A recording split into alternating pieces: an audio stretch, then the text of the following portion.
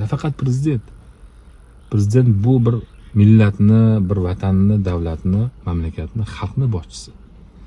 Lekin biz harakat qilishimiz kerak. Harakat qilishimiz kerak bo'ladi biz ham. Ya'ni o'sha davlatda yashayotgan inson qayerda yashashdan qat'iy nazar bir joyga bir oyga propiska turibsizmi, mehmon bo'lib, o'sha yerda sal tozalab o'tirishingiz kerak. Oddiy misol, sizga bitta joyda arendaga topshirsa birov uyini, demak siz uni vatanida arendada turibsiz, masalan, uyida. O'tiraverasizmi? Musor qilib hamma narsani tozalab o'tirasiz, atrofingizga qarab qo'yasiz. Devoringiz sal chakka o'tgan bo'lsa, o'zingiz to'g'rilab qo'yasiz endi u narsani. Bu uchun nimadir kerak bo'lsa qilasizmi? Demak, bu davlatning ham rahbari albatta bosh bo'lib qaror chiqarishi mumkin, buyruq berishi mumkin, lekin siz jim o'tiraveradigan bo'lsangiz qanday bo'ladi? Kim bo'lishidan qat'iy nazar. Demak, harakat qilishingiz kerak. Harakat qilish janjal bilan bo'lmaydi. Harakat qilishingiz aytishingiz kerak. Qayerda boy bor, qayerda millioner bor, qayerda milliarder bor, ayting uni kerak bo'lsa tegishli joylarga. Bu sotqinlik emas, boshqa emas. Olsin o'shandan pulni. O'shani 40 dan birini pulni majburiy soliq qilib oldirilsin. 1 millioni bormi? 25 ming dollar oy yiliga to'ksin. O'zini ehsondan tashqari u zakotni aralashtirish kerak emas, ehsonlarini qilsin. Uni ehsonlarini jalb qilish mumkin. Majburlay olmaysiz. Falon joyga maktab qurib ber, bog'cha qurib ber, masjid qurib ber degan narsalarni siz majburlay olmaysiz endi. Siz unga masalan yo'l ko'rsatishingiz mumkin, taklif bildirishingiz mumkin. O'zini xohishi bu. Chunki ehson bu ixtiyoriy narsa, lekin zakot majburiy narsa. U narsani o pandavaqi pul topishdan boshqa narsani bilmaydigan dovdir boylar ham bor-da, endi xafa bo'lishmas. Bilishmaydi-da uni berish kerakligini.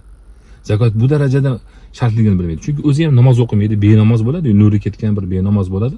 O'shaning uchun benamozligini hisobiga zakot ham uncha shart emasdir deb o'ylab qolganda, u bilmayaptiki ahmoq, u seni uyingga yoki molingga talofat yetayotganligi, yo o'zingga farzandingga talofat yetayotganligi, sen o'sha zakotni bermayapsan. Hisoblab ko'rchi, necha milliard puling bor sening o'zi aslida. Shunday boylar bor. Masalan 10 milliard puli bor boylar borda, masalan O'zbekistonda. 250 million dollar zakot berish kerak har yili. Beryaptimi o'sha? Yo'q. 250 ming dollar ham bermaydi zakot. Lekin ko'rkorona maktab qurib berishlari ham mumkin, hammaga ko'rsatib. Yo'l qurib berishi mumkin. Lekin zakotini qilib qo'ymaydi-da, u to'lamaydi. Ana shundan bo'lyapti ko'p narsa. Bu narsa meni gaplarimni to'g'ri tushuninglar. Men hech qaysi boyga adovatim yo'q, boshqa narsam yo'q. Alhamdulillah men o'zimga to'qman. Qo'limdan kelgancha atrofimga yaxshilik qilib keladigan odamman. Agar buni ko'rayotgan odam bo'lsa, yaqinlarimiz bo'lishi mumkin, bizni ko'rgan, taniganlar bo'lishi mumkin, boshqa bo'lishi mumkin, aytsin, yozsin kerak bo'lsa. Men alhamdulillah o'zimga to'qman va yaxshiligini istaydigan, hech qaysi oilada qiyinchilik bo'lmasligini, men kabada men yashaganimdek, men hayot kechirganimdek hayot kechirishni xohlayman. Bunga o'zim hissamni o'zimcha beraman, qo'shaman. Qo'limdan kelganicha. O'z zakotimni beraman. Alhamdulillah. Men buni ibrat sifatida aytayapman. Hatto men zakotimni keyingi yillarni ham qo'shib beraman. Masalan, men hozir qayerdadir zarur bo'lib qolsa, o'zim zarur deb bilsam, o'zim ko'zim aqlim yetsa, zakot bersam, men bu yil masalan zakot beradigan pulim tugaganman. Men keyingi yillarda hisobidan beryapman zakot bersam masalan. Nima uchun? Chunki zakotda shunday imkoniyat bor. Ko'rib turibsan, sharoiti og'irmi, zakotdan beraver. Bu yil zakot berishim kerak, masalan 10 ming dollar, 20 ming dollar berishim kerak, masalan 30 ming dollar berishim kerak, masalan. Berishim kerak bo'lsa, unda nima qilamiz? Tugadi-yu pullarimni, berib bo'ldimi desa, keyingi yildan berishing ham mumkin. Keyingi yilda hisob kitob qilasan. Keyingi yilda 30 ming berishing kerakmi, masalan? 25 ming dollar berishing kerakmi? 5 ming berding bu yil. Bo'ldi, keyingi yilga 20 ming beradi, 20 ming berasan. 5 ming kamroq berasan. Ya'ni yo'li bor, imkoni bor. Hech bahona qilish shart emas. Mana shu narsalar joyida berilsin. Birinchidan bu narsani muftiy hazratdan boshlab turib, qozilarimiz, imomlarimiz bu narsani masjidlarda gapirishadigan bo'lsa, zakotni beringlar, tarqatinglar, kamida Allohdan qo'rqinglar. Har bir mahalladagi boy, bitta mahallada kamida bitta millioner borda. O'sha bitta millioner o'z o'shaning mahallasiga qarasin, hech bo'lmasa shunaqa qilib qo'yilsin. Bitta mahalla. Masalan deylik,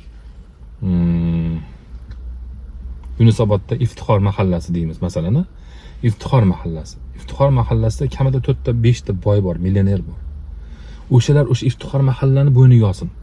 O'shaning ichida necha yuzta bor qiynalgan oila. O'shani hammasini bo'yniga olsin, har bitta bor. Bilasizmi, qanday barakalar bo'lib ketadi, qanday taraqqiyot bo'ladi. Haligi farz amal Allohning buyrug'i bajarilganligi uchun ham Alloh taolo barakani berib yuboradi. Kambag'al qisqaradi. Ketadigan yo'qoladi. To'xta deydi, biz mahallamizda boy bor deydi. U bizga ish topib beradi. U haliginda aytayotgan narsa 10 ming dollar berish degan narsa shunchaki bermasligi ham mumkin. Boshqacha yo'li ham bor. Masalan, nima qilasan? Senga nima kerak? Men tikuvchilik qilaman. Xo'p, senga nima kerak? Menga 1000 dollarlik mashina kerak. Shu bilan tirikchilik qilsang qancha topasan? 1000 dollardan topaman oyiga. Mana senga o'sha deb olib berish kerak. Sizchi, menga ikkita sigir olib beradigan bo'lsangiz, o'shani men sutini sotaman. Qancha topasan shunda? 7-800 ming dollar bo'ladi yeb ichishdan tashqari. Mana senga. Mana shunaqa narsa qilib qilinsa ham, o'sha kambag'allik qisqaradi shu bilan. Agar oluvchilar ham insofli bo'lib Allohdan qo'rqsa, bu ish o'zidan barham topadi. Barham topadi. Inshaalloh davlatning byudjeti kerak bo'lsa boshqa narsalarga ishlaydigan bo'ladi. Boshqa ishlarga, o'sha taraqqiyotga, yana qanaqadir qurilishlar, yangiliklarga ishlash mumkin. Buni shu boylarni o'zi qilib qo'ysa bo'ladi. Bundan tashqari aytayapmiz-ku 1 millionta boy bo'lsa, shundan 10%, 100 mingtasi, shundan 1%, 10 mingtasi ko'ngilli bo'lsa, har bittasi bor-ku, bitta rayonda yoki bitta viloyatda bittadan, ikkitadan narsani qurib bersa, u har yili qilmaydi-ku, qurmaydi, to'g'rimi?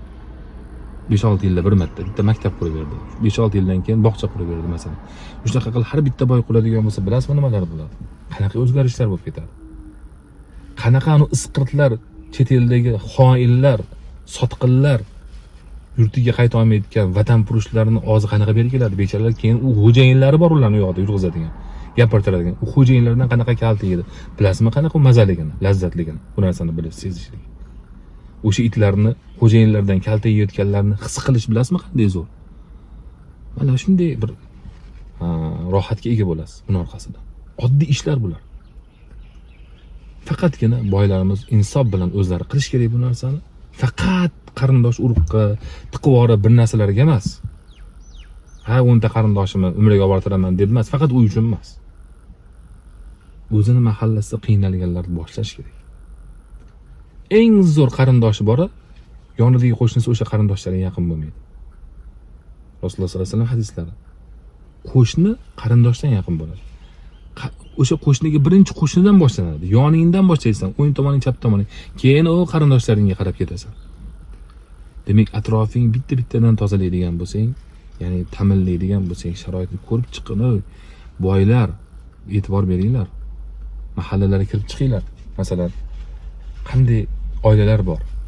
Qozon osmaydiganlari bor. Bolalar mo'ltirab turadiganlari bor. Yaqinda bittasini eshitib qoldim.